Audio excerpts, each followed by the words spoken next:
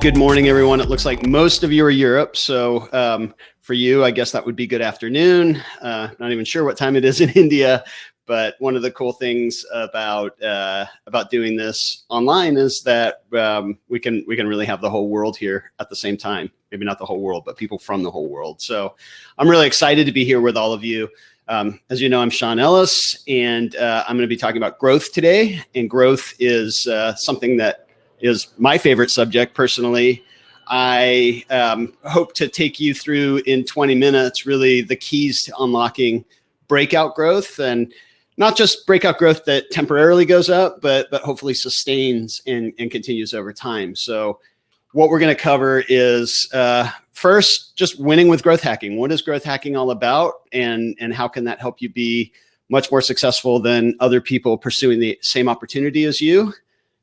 Take the glass off. And then sustainable growth is what really matters. So we're going to talk about what does it take to drive sustainable growth, and then ultimately experimenting across all of the growth levers. So one of the things that really separates growth hacking from just experiment-driven marketing is that it doesn't just happen in customer acquisition, but it really happens across all of the levers. And so we'll talk about that as well.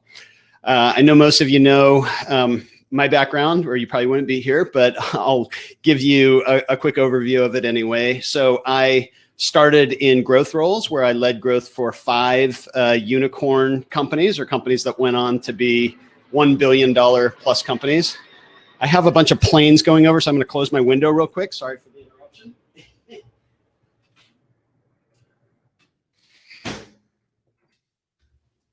Was thinking some fresh air would be nice, but when you live close to the airport, that doesn't work well. So I'm also the author of Hacking Growth, the co-author of Hacking Growth. I wrote that with Morgan Brown, who works at Shopify now and previously worked at Facebook. And so it's published in 16 languages. And the book is really about a lot of the learning that I got across these 5 companies that went on to become billion-dollar plus companies.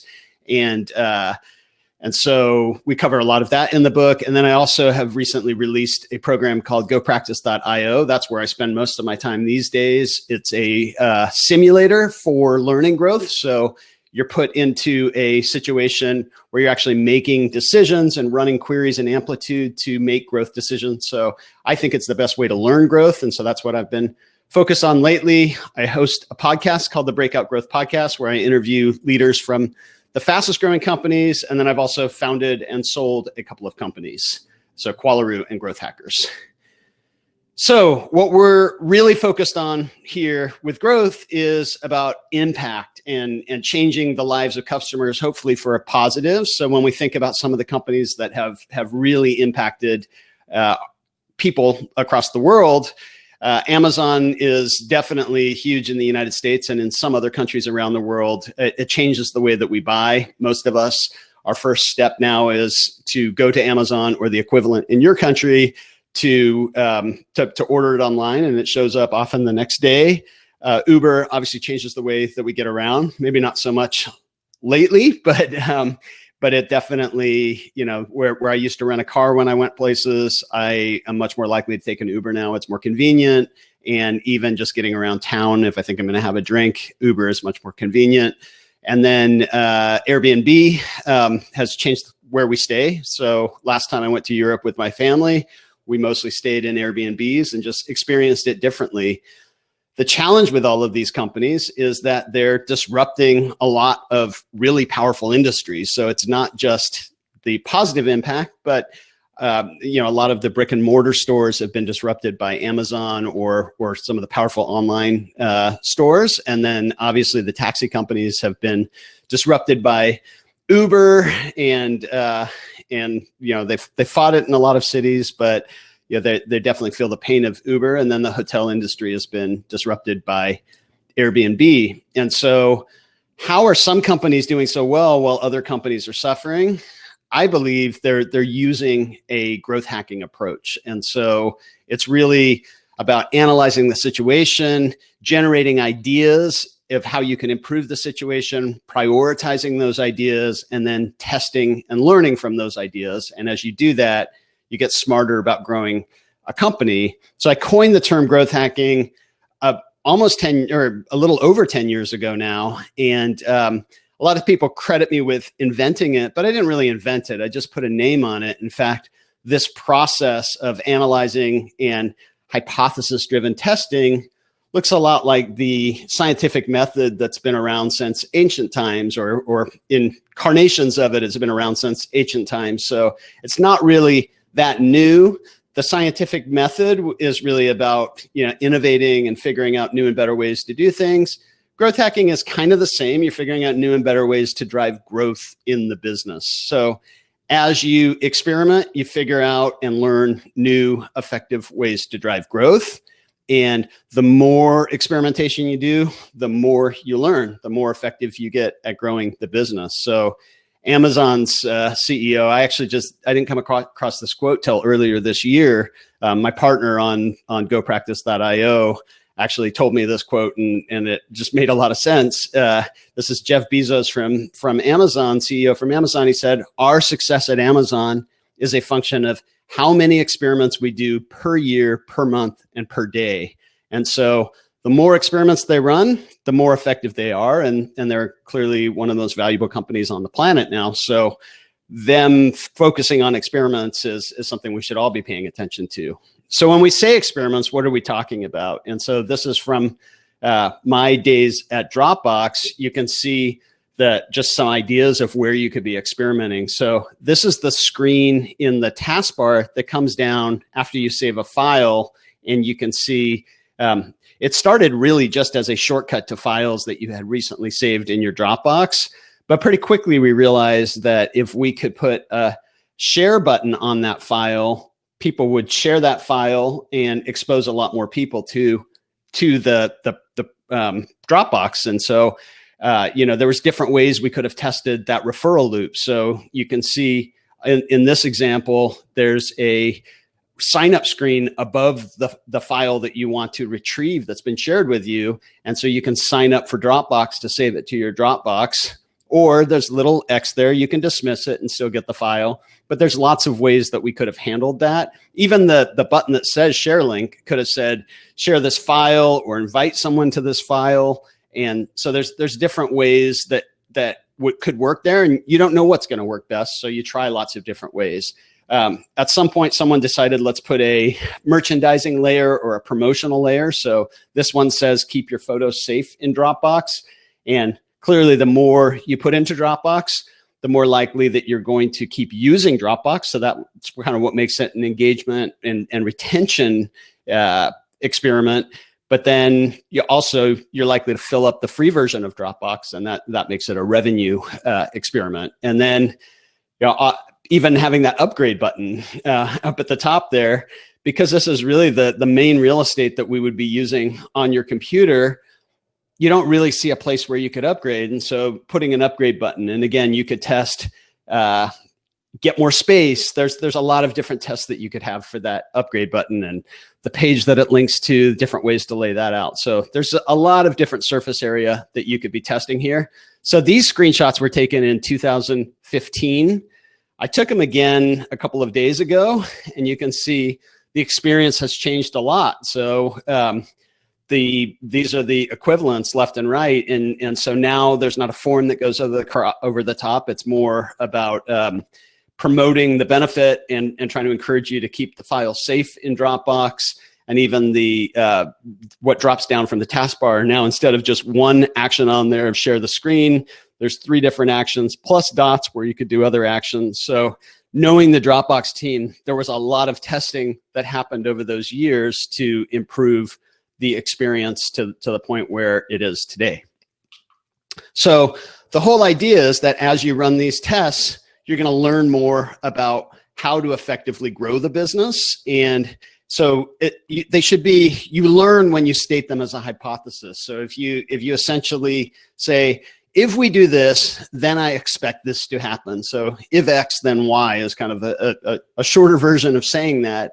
And it's through stating a clear hypothesis that you're able to learn, because either that hypothesis comes true or it doesn't come true. And you learned that that what you expected didn't happen. So you got learning either way. So even if the experiment doesn't yield the result you wanted, you'll get smarter about how the business works. And so you want to just keep track of every experiment you run, capture the learning. And then of course, when things work, when things help to effectively accelerate growth, then you want to systematize those, make those part of the regular customer experience, automate them, leverage that information to more effectively grow the business. So what we're interested though is not just growth that temporarily spikes. We want sustainable growth. So sustainable growth that continues over time. And in order to drive sustainable growth, you really need to have something that's valuable. So for startups, we talk about product market fit as being that point at which your product is valuable enough to where you can grow it. And so you want to understand why is it that valuable and make sure that that's the experience that you're trying to get people to. And over time, deliver as much value as possible. And that's going to help your growth be sustainable and continue to go up. So a way to be able to measure that and see how much value you're delivering is what we call a North Star metric.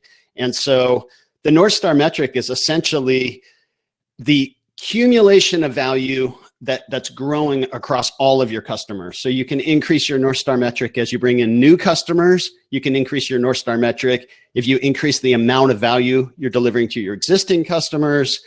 If you're losing customers, if you're churning customers, not able to retain them, then that North Star metric is going to drop and it's going to prevent you from growing very fast. So there's a bunch of different levers for growing that. We'll talk about that in a minute, but I want to explain a bit more about what the North Star metric is. And the best way to explain it is by looking at a couple of examples. So I interviewed at the Growth Hackers Conference a few years ago, the first head of growth at Uber, and his name's Ed Baker. He had previously been at Facebook. And I think Facebook, either they invented the concept of North Star metric or they popularized it, but they really kind of drilled it into their team. And so as soon as Ed got to Uber, he sat down with the CEO and said, we need a North Star metric. It could have been, app downloads, or it could have been how many riders do we have in the system, or but what they ultimately focused in on was weekly rides. How many rides are delivered in the system? Every ride is value both to riders and to drivers. So weekly rides is something that they could focus on growing. And as they grew those rides, they would know they're delivering value, which would help to make it sustainable. Not surprisingly, the bike sharing companies are also using weekly rides. Scooter sharing companies also use weekly rides. So that's a good North Star metric kind of in the transportation space. I mentioned Ed came from Facebook. So Facebook is daily active users. They actually started as monthly active users, and then they realized they wanted to push more of a daily use case. So they changed it to daily active users. And they know that the more users that are on Facebook, the more value everyone on Facebook gets. The same thing with Slack. It's about if more they can grow those daily active users, the more value people are experiencing from these collaboration platforms. And so for collaboration platforms, daily active users tends to be a good number. Of course, that also maps to the more users you have, the more likely, in Facebook's case, they're advertising supported, the more likely that you're going to generate more revenue. In Slack's case, they charge on a per active user, so they're going to generate more revenue. So it correlates with revenue, but you don't want to use revenue for your North Star metric because revenue does not always equal value to the customer. And so it can actually not always bring sustainable growth to the business. So for example, if you're in a SaaS business, so software as a service business, and you're mostly selling annual contracts, and then after 2 months, a lot of the people stop using the product, revenue is going to look fine, but value is going to drop. Or in the case of Facebook, you decide, okay, we really want to hit our revenue targets, so we're going to double the number of advertisements on every page.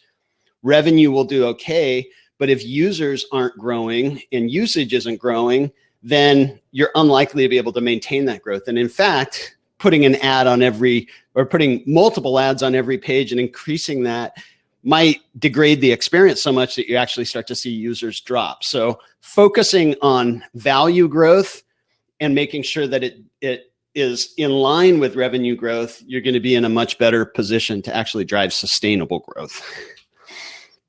So once you've identified your North Star metric, then growth hacking is all about trying to increase that North Star metric, trying to accelerate that North Star metric. And you've got a number of levers to do that. So you can bring in more people. That's going to increase your North Star metric. Activation is a really high leverage opportunity. And I'm going to talk about that in a minute with an example from LogMeIn. But activation it's about taking the new people who hit your website or your app and actually getting them to a valuable experience that makes them want to keep using it. So that's what activation's about. And if you get better at that, you're going to grow better. Your engagement loop. So if you can keep people engaged, you're more likely to keep them retained. Your referral loop, if you can have your existing users bring in new users. So for Dropbox, that was by far our biggest growth loop. And then your revenue loop makes the whole thing sustainable. So if you can figure out a way to double the revenue per customer, then you can spend a lot more on acquisition if you're doing paid acquisition, or even on referral if you're offering incentives. So these all work together to move the North Star metric. And it turns out, as I said, activation is often a very high leverage opportunity. And so speed to activation, speed to value is what's really critical. Because if somebody has a lot of steps to go through to get to that first taste of value in the product, people are going to give up on that product a lot of times. So Facebook in particular has a big challenge there, because just signing up for Facebook and setting up a profile, you didn't get a valuable enough experience that you're likely to come back the next day and look at your own profile. So you don't get value until you connect with friends. And if you only connect with one friend, there's a good chance if you come back the next day, that friend hasn't made any updates. So Facebook figured out that it's around 7 friends where you have enough new information in your feed that you'll likely come back every day. And so the other thing they know is that if it takes 100 days to get to the 7 friends, most people are going to give up on the service. So what they learned is that it's about 10 days and about 7 friends that they have to lock someone into the service. And so how does that drive their decision making? If someone at Facebook decides that let's show lots of ads to those brand new users because we lose those users so fast that we better show them some ads to offset that acquisition cost, then there's a good chance you'll lose that. But if you say, instead of a lot of ads in the beginning, let's show them people they might know, so they have 1 or 2 connections. Who are the other common connections? Let's focus on getting them to 7 friends. Then over the next few years, we can show them hundreds or thousands of ads, and we'll have a lot more valuable customer. For Uber, it's just that first time that you pull out your phone, push a button, and a car shows up. You get to where you're going. You don't have to pay. That's really your speed to value. It's pretty fast with a company like Uber. And even on a driver's side, the first time that someone summons your car, you pull up, you drive them to their destination, and some money hits your account, you get it pretty fast. Slack's another one that's a bit longer, like Facebook. If you have just a couple of people in your company using Slack, they're unlikely to stick around and use it for a long time. But if you have, once you have enough people to where you have a lot of messages in the system, then they start to see the value. And so Slack's determined that it's about 2,000 messages in the system that people need to get to, or that companies need to get to before it sticks in those companies. So figuring out what your aha moment is and getting people to that aha moment as quickly as possible is a really important growth lever in growing your business.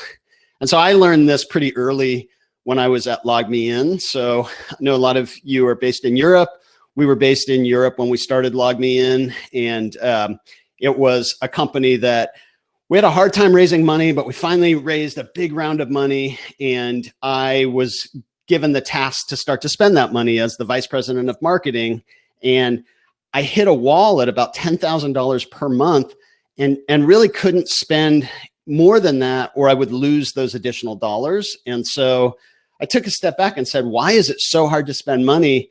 And I realized about 95% of the people who were signing up for LogMeIn never once used the product. And so if they don't use it once, they're not going to come back and use it. And they're not going to go and tell their friends about it. And so we were just stuck there. And I shared that information with our CEO, and he encouraged me to work with the heads of product and engineering and design to figure out how to solve that issue. And he actually told the product team, stop building product. Don't focus on anything except the sign up to usage rate. Marketing teams, stop trying to figure out new ways to grow the business. Focus on this one problem. We all came together, did the test, learn. And in about 4 months, we saw 1,000% improvement in the sign up to usage rate, which gave me the ability to go back and test the same channels I previously tested. Now, instead of scaling to $10,000 a month, they scaled to $1 million a month, and with a 3-month payback on those dollars invested. And more importantly, 80% of our users weren't even coming directly from those marketing investments. People who had a great experience in the product told their friends about it. And so 80% of the users were coming in through word of mouth. And that's really when the business skyrocketed and was acquired. Actually, they completed the acquisition about 3 days ago for over $4 billion. And so I think we would have probably gone out of business had we not come together and solved the problem that was holding back growth. So activation is a really good place to start, but there's a lot of levers. You can imagine as we figured out how to improve revenue and retention and engagement, all of these work together to ultimately make it so we could sustainably grow that business. So we're going to open it up to questions here, but just a couple of key takeaways. One, you want to do this rapid systematic testing to accelerate your North Star metric. And you're testing across all of the levers of growth: activation, referral, retention and engagement, and then even revenue. All of these together are going to help you move your North Star metric. And then it's about delivering value. If you're focused on how do people get value from my product, how do we grow that value, then you're likely going to be able to drive sustainable growth. So let's open it up for some questions. I'll pull up the chat here. All right. Please drop your questions in there. So what was the problem with the LogMeIn sign-up process? It wasn't a single problem, Julia. It was literally, if you actually think about how a product like that works, in order to use it for the first time, you have to register, and then you have to download some software to your computer, and then you have to make sure your firewall is not blocking that software. And then, so you've got all of that, then you have to go to a different computer, figure out how to log in to the first computer, and finally, you're remote controlling that first computer. And so not surprisingly, every one of those steps, we were losing a lot of people. So that was the process through there. I'm not sure if they're going to share the presentation, but you know what? Even if they don't, I'll just drop a link, a Dropbox link right into the chat, and we'll see a referral loop in action. There is the Dropbox link. Okay. I just referred this to 67 people. So 67 people just got exposed to Dropbox, but probably a lot of you have already been on there. That's the challenge as you get bigger. So Nils is asking, how do you measure the added value you deliver to make sure that customers will stay on? So if you've picked the right North Star metric, then you know that you're focusing on delivering the experience that gets customers to stay. So then really the first question that kind of leads up to that one is, do I actually have enough value for my customers to stay? And so what you probably want to do, I'm going to drop another link on here, pmfsurvey.com. What you want to do is ask your existing customers, your first batch of customers as a startup, how would you feel if you could no longer use this product? And you're trying to figure out the people who say, I would be very disappointed. So you give them the choice, very disappointed, somewhat disappointed, not disappointed, or I already stopped using the product. So you find those users who would be very disappointed without your product and understand the key benefit that they're getting from the product. And then what is the experience that delivers on that benefit, that's the experience that you need to get people to. So if you check out pmfsurvey.com, there's some directions on how to run that survey, and then a template of some other pretty useful questions that will help you hone in on what your core value is. Once you understand your core value, then you can figure out a metric that captures that value, and then you can figure out the levers that move that metric. Okay, do we have other questions? Here we go. Do you have any opinions on using pirate metrics funnel in recruiting talent and attraction, recruiting or talent attraction? I think the pirate metrics funnel is really that the growth engine that I showed. It's really pirate metrics with just loops on it. So I think it applies to every type of business. Certain businesses, so like recruiting, in the recruiting space or in the dating space, part of the challenge is you're not building an engagement loop there. It's sort of a single transaction, and then you may lose the candidate. But at least on the business side, the more that you help them find the candidate, then hopefully you can retain the business side. The business side is where the money is anyway. So you have to kind of retrofit some of these to your own business, but I think it still applies in the sense of you want to understand what are the key levers that help the customer accomplish what they need to accomplish, and how do you drive improvement across those levers. And if you can help them accomplish what they want to accomplish, they're going to spread the word. They're going to think about you the next time they need to accomplish that, and you're going to be able to drive sustainable growth. All right, let's see if we've got any other questions on here. Okay, thank you for the heads up that Norton has flagged the PMF as a site where it doesn't yet have sufficient info to market as safe. That would definitely be a hurdle for adoption. The fact that it's more of something that we offer for free to people. We're not that focused on trying to maximize conversions on there, but there's no reason to have unnecessary friction. So I'll try to see if we can do something about that. So thank you for the heads up, and a good example of what friction looks like. So if you think about, to drive conversions, you have two main levers. You have the desire lever, and then you have the friction lever. If you build up enough desire, people will walk through fire for your solution. But there's no reason to have them walk through fire. If you can make it really easy and comfortable to get to the solution, you're also going to drive conversions. But those are your two big levers: reduce friction and complication, and then increase their motivation and desire to want to give your solution a try. Okay, about the title of the presentation, what is actually changing in growth hacking nowadays? So Kale, thank you for asking that question. I would say there's not so much that's necessarily changing. It's more about understanding where